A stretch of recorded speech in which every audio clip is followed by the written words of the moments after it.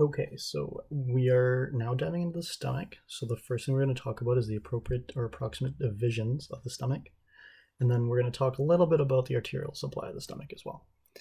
So picking it up here into an anterior view, just bring it a bit closer. The first region you should be familiar with is the cardia. And the cardia is actually this portion of the stomach here, which is the connection between the cardiac orifice and the rest of the stomach. Moving superiorly, we have the fundus of the stomach, which is this large superior rounded portion. Okay. Inferior to that, we now are in the large centralized body of the stomach. Slightly more inferior, we have the antrum of the stomach. And this is where food will sit until it's ready to move onwards. And when that happens, it's going to move into the pylorus, which is this funnel-shaped inferior structure, and then will lead into the duodenum of the small intestine. Okay. Also, I just want to point out on the inside of this model, you can actually see the rugae of the stomach. And these are these gastric folds here, and that allows the stomach to expand or shrink depending on how big of a meal you're eating. Okay. And now we're going to go into a bit of the arterial supply. It's a bit tricky, so feel free to slow down the video or pause it while I'm going through it.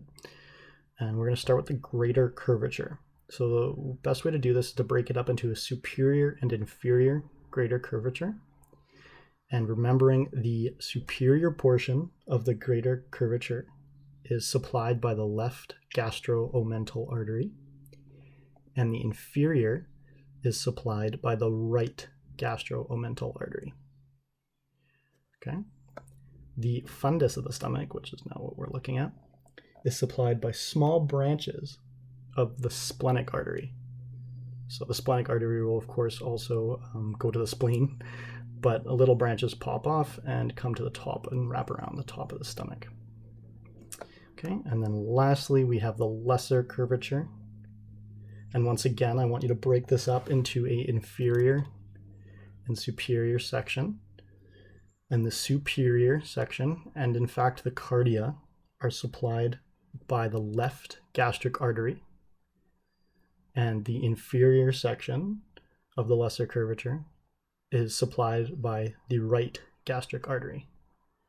And importantly, the left gastric artery, which is the superior portion here, and and cardia, will be a direct branch off the celiac trunk, whereas the inferior portion, or the right gastric artery, is an indirect branching, and because it will stem directly from the hepatic artery, which is an indirect connection back to that celiac trunk. And that's it.